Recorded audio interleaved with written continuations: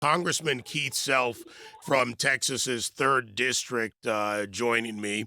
Congressman, a lot of activity. That was the former Deputy Speaker of the House of Commons on the president's visit to the UK, the trade deals, and as I like to say, bringing home the bacon, including for some Texas farmers, Texas energy, and more.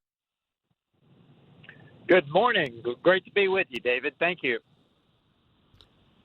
So let's get your take first. And we're going to talk about codifying the president's executive orders, but your take on the president's trip to Europe, to the UK. Well, I think he made a great success of the trip, of course, with the trade deal with the EU. Of course, there are sovereign nations that make up the EU, and some of them did not respond real well, but I think that they will because the EU understands that the EU needs a trade deal. The EU lags behind the United States in terms of their growth. They need to protect their automobile industry, for one thing. So I think that they realize that they need this trade deal with the United States because we are a huge trading partner with the EU, and they need to start growing faster. They need to energize their economy. So I think this will probably stand. We'll see how it shakes out with the sovereign nations in the EU, but I'm very optimistic. My guest, Congressman Keith Self. Let's address now your legislative package to codify President Trump's executive orders. There are 4 bills to reinstate common sense, school discipline policies, improving the safety and security of biological research, restoring public service loan forgiveness, and restoring truth in American history. So let's walk through your proposals. Absolutely. The school discipline policies issue, we want to return power, as President Trump's executive order did, to the local level. Allow them to have discipline in the school as they determine. This is part of getting the federal government out of the classroom and of returning the power to the local school boards and states. Secondly, the bio research. This is all about the gain of function that we heard about in the COVID era. This is the United States government supporting increasing the lethality of toxins. This should be very carefully controlled, and that's exactly what his EO did and what this bill would do. Simply have more controls over the gain of function for biotoxins.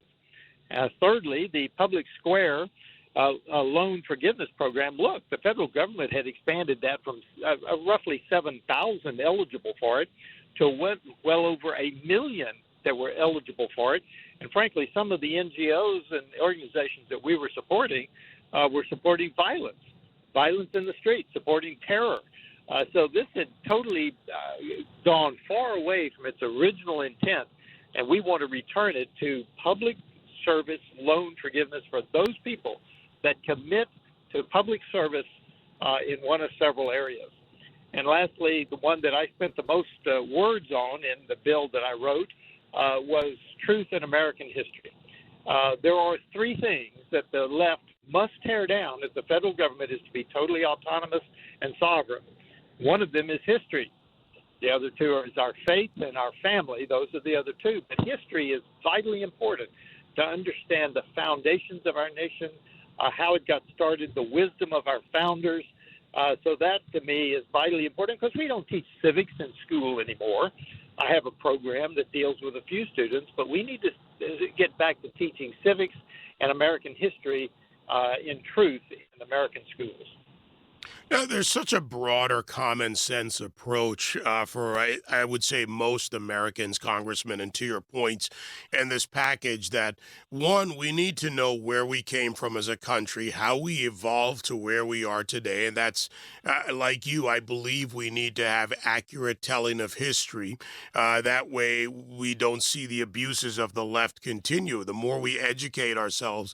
Also, we need control of our research structures, and we need common sense and, frankly, biological common sense.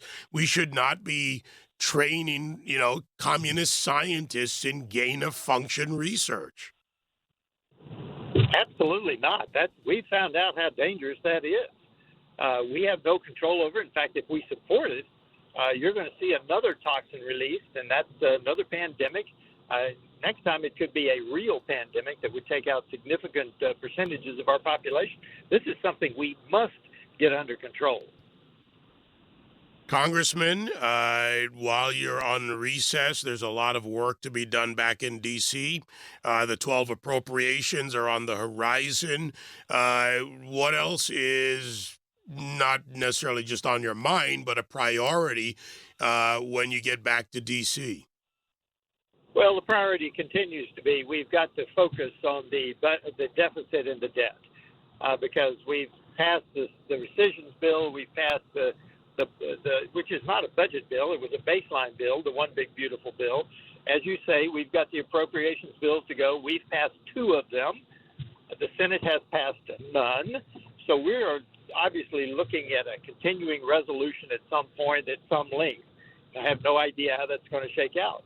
We supposedly have more rescission bills coming. We supposedly have a second reconciliation bill coming. So we've got a very heavy plate. And that's why I put out the 4 EO bills that we just spoke about, because we've only got so much bandwidth and so many days to work. And one of the priorities in my mind is codifying President Trump's EOs. President Trump won't be president forever, and we don't know who will be next in that seat. So we need to be codifying the EOs so they can't be overturned with just the stroke of the pen by the next president. Congressman, always a pleasure, sir. Thank you very much for joining me this morning.